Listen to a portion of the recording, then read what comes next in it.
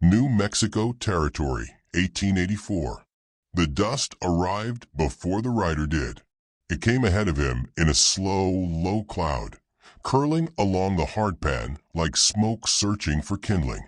The afternoon sun hung white and pitiless above the basin. Heat lay over the town like an iron lid over a pot, holding in every sour, familiar smell, sweat and stale beer, coal smoke and old fear. On the far edge of San Judas, where the road straightened for one last tired stretch between scrub and corrals, a dark shape formed against the light. A single horse, moving at a steady, unhurried walk. No jingle of bridle, no creak of leather, just the soft, persistent thud of hooves and the whisper of dust rising and falling around them. The horse was the first thing that did not belong. It was big and dark, too lean for comfort, with a coat that should have gleamed, but instead wore a dull, road-burn sheen. Sweat crusted its flanks. Scars traced pale lines along its shoulder and hip, old and healed, but never forgotten. The animal's head moved with a strange, deliberate calm, ears turning to the side streets, to the corrals, to the dry well, as if listening for something no one else could hear. The second thing that did not belong was the man on its back. He sat tall, not with the easy straightness of the young, but with the rigid, careful balance of a body that knew what it meant to break. A long coat hung from his shoulders, dust-caked, hem-frayed. His hat brim dipped low enough to give the illusion of anonymity, but anyone who looked twice could see the sharp lines of a weathered face beneath it, jaw shadowed, cheek marked by a narrow, pale scar that ran toward the corner of his mouth. His right hand rested on the saddle horn, fingers gloved and still. His left lay over his thigh, useless, curled and unmoving. He rode into San Judas like a man riding into a dream he did not expect to survive. And he did not speak. Not a greeting, not a curse, not even to the horse that had carried him across miles of empty country. If this kind of quiet, cinematic Western pulls something in you tighter, this is the trail you're meant to ride with us. If you want more stories like this one, slow-burning, dust-covered, and fierce in their own small way, go ahead and subscribe, like this video, and tell us where you're watching from in the comments. It helps us keep going back into these lonely places and bringing the stories out alive. In San Judas, men noticed new shadows. They were used to riders coming in loud, trail hands thirsty from a long drive, gamblers sniffing for a game, drifters hunting work or trouble with equal indifference. This one came in like a memory, quiet, inevitable, heavy with something unsaid. He drew up in front of a livery. The horse stopped without a cue, as if it had decided the distance for both of them. For a moment, rider and animal simply stood, heat radiating off them, dust drifting away in tired ribbons. Then, with a slow, careful shift of muscle and intent, the man swung his leg over and slid down. He favored his left side. The right moved stiffly, as though the joints were rusted. When his boots hit the ground, the force of it seemed to travel up through him like a shock he had expected and accepted.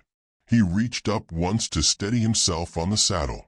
The horse did not flinch. It simply lowered its head, as if bowing to a ritual they had repeated 1,000 times. To the men watching from a saloon porch, it was the third wrong thing they noticed. Not the limp, not the scars, not the silence, but the way the horse never once mouthed the bit or tossed its head or shifted for relief. It stood as still and watchful as its rider, as if whatever had broken one had passed through and marked the other. At the livery door, Elias Rourke watched. Elias had been in San Judas long enough to learn the shape of its days. The mornings were busy with wagons and the thin cries of merchants. Midday sagged under the weight of heat and boredom. Afternoons brought tempers and whiskey. Nights ended in the scrape of chairs and the dull, familiar percussion of fists meeting faces. He had seen men bleed out on the street for reasons forgotten before their hats hit the dust. He had also seen men arrive. Most came noisy. This one came carved out of quiet. Elias carried his own silence inside him. A cavalry skirmish years back had left him with a shoulder that ached when the weather turned and a conscience that ached when it was too quiet to ignore. He had once been the kind of man who rode because an officer told him where to point his horse. Now he swept out stalls, shod other men's stock, and slept in a narrow room above the smell of hay and leather. It was an easier life until something reminded him of what he had walked away from. The stranger's eyes lifted once, met his, and passed on.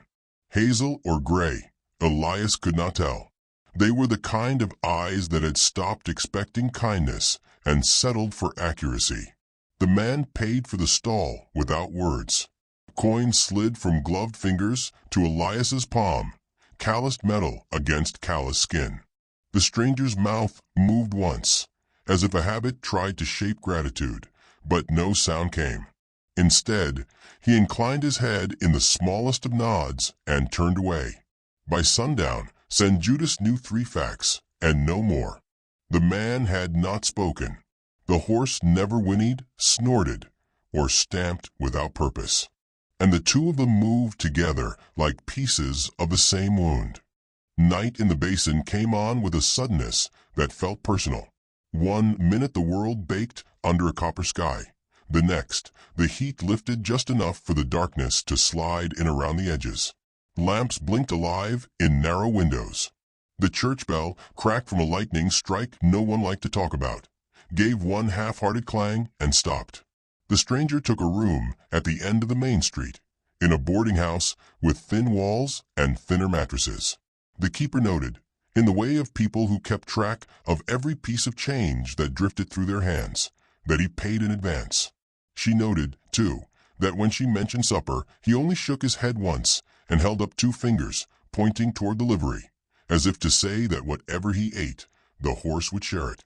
Beyond the lamplight, the country stretched out, low ridges, dry washes, a scattering of scrub that knew how to survive without help. Somewhere to the north, beyond the line where the land rose up into broken mesas, stories clung like dust. Riders spoke of a burned-out ranch, a family gone under in one violent night. They spoke of a border raid that had crossed the wrong man at the wrong hour. They spoke of a soldier who had stood in the middle of it and chosen too slowly, paying for the delay with everything he had not yet lost. Men in saloons liked stories like that. They turned them over, polished them, used them to fill the spaces between cards. They did not, as a rule, expect those stories to walk back into their lives on a tired horse and take the end room over the street. The next day, St. Judas woke to trouble. Arrived not as a gunshot or a shout, but as a wagon, a heavy freight rig lumbering in from the east, laden with dynamite crates and or sacks for the half-played-out mine above town. The driver was new. The road was old and cruel. Somewhere on the last narrow descent, impatience and bad judgment met a bad axle. By the time the wagon rattled past the livery, one wheel rim was cracked and leaking spokes like teeth. The driver held the reins too tight, jaw set, sweat cutting pale tracks through the dust on his neck. The mules trotted, restless, sensing something behind them waiting to go wrong. Elias saw it first, the way the right rear wheel shuddered on each rotation, the way the crate straps had loosened, the way one dynamite box at the back had worked itself dangerously close to the edge. Inside, sticks of powder and caps rode out their final minutes. The wagon reached the center of town.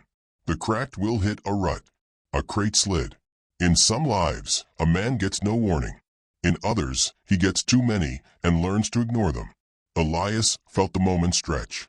He saw the crate tilt, saw the driver jerk the reins, saw a child dart across the street after a rolling hoop exactly where the crate would land if it fell. He moved before his mind caught up, boots leaving the livery, step in a spray of dirt. The stranger was already moving. From where he leaned in the shade beside the silent horse, he stepped out into the white glare like a shadow thickening. His bad left hand never left his side. His right reached for the wagon bed with a sudden, precise violence that spoke of drills burned into muscle. In one smooth motion, he caught the sliding crate with his forearm and shoulder, took the full impact against his ribs, and shoved it back into place. The broken wheel hit the far side of the rut, jumped, and cracked wide. The wagon lurched. The horses screamed. The stranger's legs buckled under the shifting weight of freight and wood. He should have gone down under it. Instead, the silent horse moved. It surged from the shade, as if yanked by a rope only it could see. In 3 lengths, it crossed the distance, shoved its chest against the wagon corner, and took part of the collapsing weight onto its own body. Leather creaked. Wood groaned. The axle screamed. For a heartbeat that had nothing to do with time, man and horse held a world made suddenly heavier than it was supposed to be. Elias arrived in the chaos, shoulders slamming into the wheel, shouting orders he would not remember later. Men spilled from a saloon, from the mercantile, from the barber's chair, pulled by survival as much as curiosity.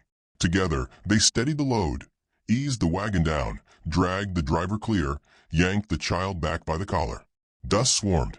Sweat ran. A stick of yellow powder slid out from a splintered slat and bumped harmlessly into the dirt. It ended as quickly as it began. When the dust settled, the stranger was on his knees beside the wagon, gloved right hand braced in the street, left arm hanging useless at his side. The horse stood a pace off, ribs heaving, dark eyes wide but clear. A bruise was already swelling under its withers where the wood had bitten deep, a new mark added to the old. Around them, men's voices rose and fell, thick with relief and shaken laughter. Someone clapped Elias on the back. Someone else cursed the driver's carelessness. The world groped for its balance, as it always did after nearly losing itself. The man who had stopped the crate did not join the noise. He pushed himself slowly to his feet, every movement measured, jaw clenched against pain. He reached up and laid his good hand along the horse's neck, fingers digging briefly into sweat and heat. For a moment, everything slowed again. In that quiet, Elias understood. The silence was not stubbornness or arrogance. It was damage. Somewhere in another summer, another town, another fight, someone had put a bullet or a blow into something delicate in the stranger's throat and left him with a voice trapped behind scar tissue and nerve. The long coat, the bowed head, the quiet horse, they were not ornaments of mystery. They were defenses, formed over years of losing words he once could spend freely. In the war, Elias had seen men wake from cannon blasts and open their mouths to scream, only to find nothing came out but air and a soundless shape no one could answer. He had never expected that haunted look to ride into San Judas on a black horse.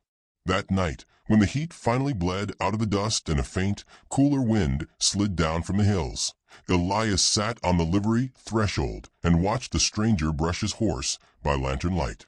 Each stroke was careful and thorough, working the dust and sweat away, checking each leg for swelling, each hoof for stone. It was an act of worship or apology or both. The man moved with a stiffness that confessed bruises forming under his coat, but he did not ask anyone else to finish the task. He did not need to. Someone already had. The town had seen him, not just as a silhouette on a horse, not as a story come walking out of half-remembered rumors, but as a man who had stepped into the path of a bad decision and taken its weight without the promise of reward. They had seen the way he and the horse moved together when the world tried to crack. In the weeks that followed, no one in San Judas could recall the exact moment he left. They remembered waking one morning to find the end room empty, the bed neatly made, the few coins for the last night stacked on the table. They remembered the stall in the livery swept clean, the old feed sacks folded and stacked. They remembered the horse tracks leading out of town at an unhurried walk, as if the road ahead was neither an escape nor a destination, just more distance to carry. They remembered, most of all, the crate that did not explode, the child who did not die, the way, for one brief burning stretch of time, a stranger who could not speak had said everything that needed saying with the way he stood his ground. Elias went on sweeping stalls and shoeing horses. He still woke sometimes to thunder that was not thunder, to the echo of old orders in his head. But when he did, another image began to rise up beside the ghosts. A man stepping into a rut in the street, a silent horse surging from the shade. The two of them holding back just enough of the world's collapse to give the rest of them another day. In a territory that liked to carve its stories in stone and bone, not ink, that was its own kind of redemption. The stranger's name, a real one, the one his mother had given him, never made it into the ledgers. The town called him what towns always call men who arrive late and leave early. They called him the silent rider, the man with the quiet horse, the ghost of the freight street. Children grew up pointing at the rut where the wagon had broken and saying that once long ago, someone had stopped the sky from falling there. Far from San Judas, out on some ridge where the wind moved clean and the stars came down closer than memory, a man and a dark horse picked their way along the edge of another town's light. The man's throat still carried its scars. His voice, when he tried it, still died somewhere between breath and sound. But inside, in the place no bullet could reach, something else had shifted. He carried, now not only the memory of the day he had not moved fast enough and lost everything, but also the day he had moved without thinking and saved a life he did not know. Two weights on the same scale, pulling against each other in the dark. On certain nights, when the wind slid over the land and made it sound like the country itself was breathing, he found that the older weight felt just a little lighter. In the end, that was all the land ever offered men like him. No absolution, no applause. Just a chance, now and then, to ride straight into the quiet and come back having given more than they took. And if he never spoke a word about it, the country understood him anyway.